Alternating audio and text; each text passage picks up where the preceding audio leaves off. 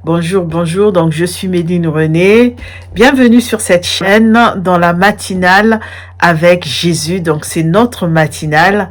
Nous sommes donc à la fin de notre méditation sur le thème « Bouge cette pierre ». Donc aujourd'hui on va conclure.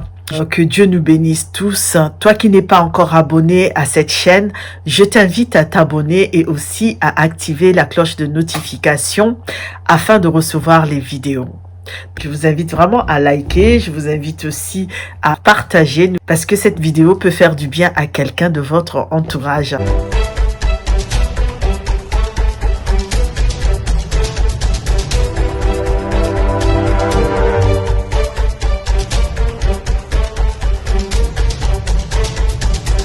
Nous sommes à la fin de notre méditation sur le thème bouge cette pierre, bouge cette pierre, bouge ces pierres-là.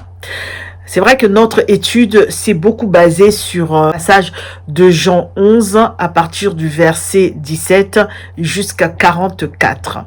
Dieu t'a donné peut-être un rendez-vous devant cette pierre-là, devant ta pierre, parce qu'il veut t'aider. Pendant une semaine, nous avons parlé de ôter cette pierre, parce que Dieu veut que tu ôtes cette pierre qui t'empêche d'aller de l'avant, cette pierre qui t'empêche de briller, cette pierre qui t'empêche de voir la gloire de Dieu se réaliser. C'est ce qui est dit. Ne t'ai-je pas dit que si tu crois, tu verras la gloire de Dieu. Donc cette pierre t'empêche de voir la gloire de Dieu se réaliser dans ta vie. Donc tu es peut-être un Lazare parce qu'il faut que tu sortes du tombeau. Mais pour que tu sortes du tombeau, il faut qu'on enlève la pierre. Voilà pourquoi dans ce passage que nous avons lu, Jean 11, c'est Jésus qui ordonne aux gens d'enlever cette pierre, à Marthe d'enlever cette pierre et la pierre sera enlevée. Donc toi aussi tu as ce rendez-vous comme avec Marthe. Jésus t'a appelé parce qu'il veut faire quelque chose de grand dans ta vie. Parce que il y a des Lazars dans ta vie.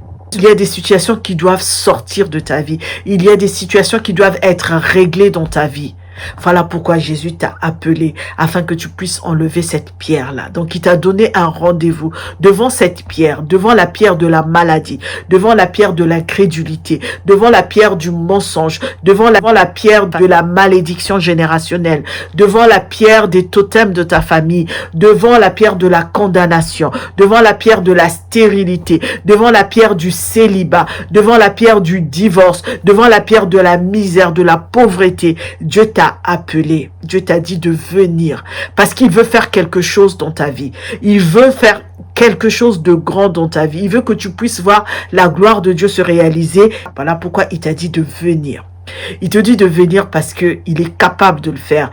Jésus sait qu'il est capable.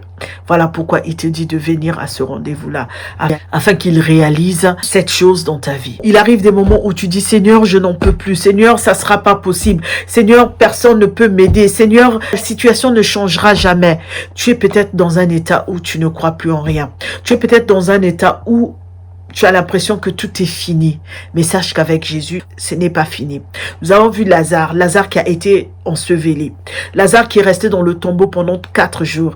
Mais Jésus a pu le ramener à la vie. Et il a dit, déliez-le et laissez-le aller. Et c'est ce qu'aujourd'hui il veut faire. Donc la conclusion par rapport à ça, c'est que ce n'est pas pour rien que pendant une semaine, on a parlé de ça. Parce qu'il y a quelque chose au bout pour toi.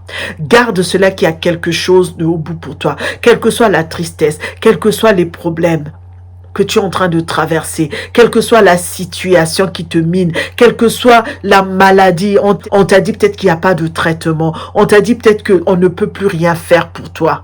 Mais sache que Jésus te donne un rendez-vous, le rendez-vous de la victoire. Jésus te donne le rendez-vous de la gloire de Dieu, parce qu'il veut que ça se réalise. Jésus te donne le rendez-vous du miracle.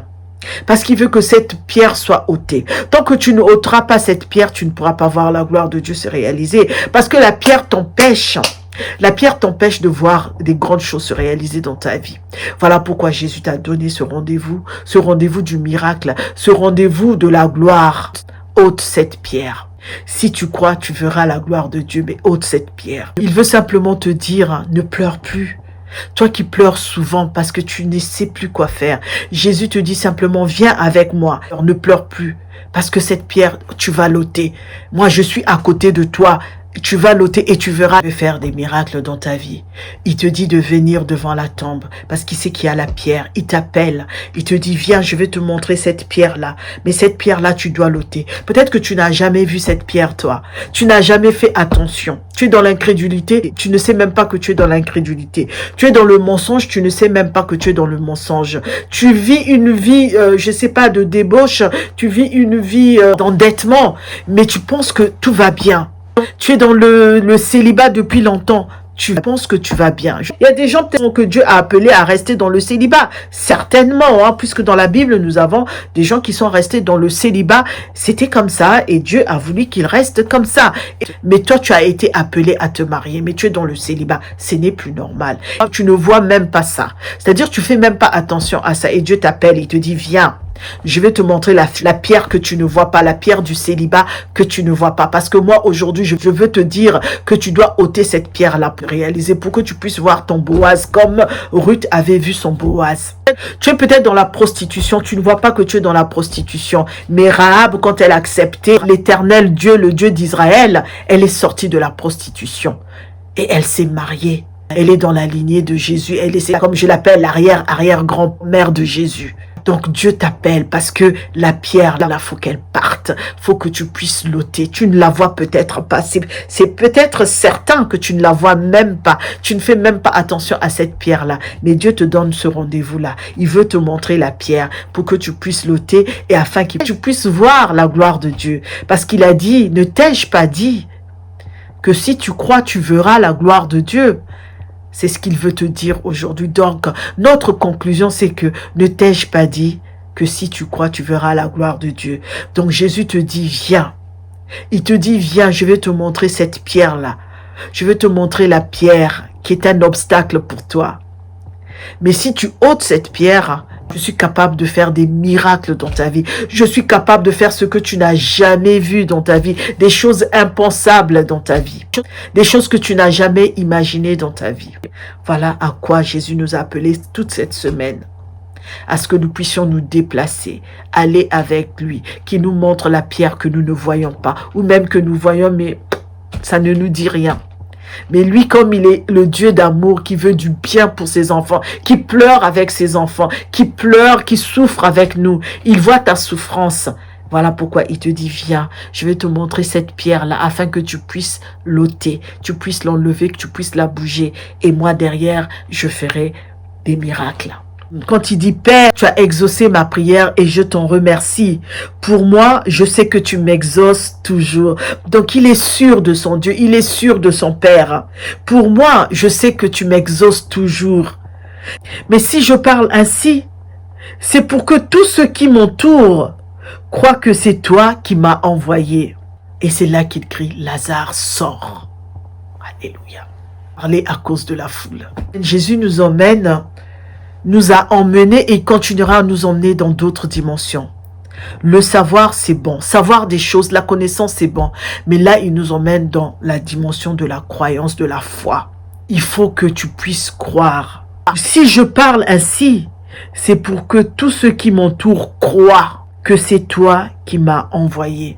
La croyance en Jésus-Christ, la croyance en Dieu le Père. Jésus, il t'attend devant la tombe, afin que tu ôtes la pierre, afin que tu enlèves cette pierre-là, et tu verras le miracle s'accomplir, et tu verras la gloire de Dieu dans ta vie, le Dieu de miracles, le Dieu de gloire, le Dieu de bonté.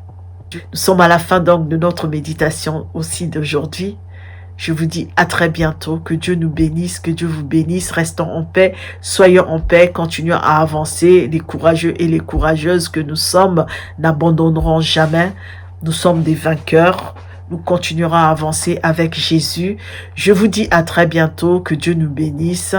Passez une très bonne journée. Je vous dis à très bientôt. Et toi qui n'es toujours pas encore abonné à cette chaîne, je t'invite à t'abonner, à activer aussi la cloche de notification afin de recevoir les vidéos.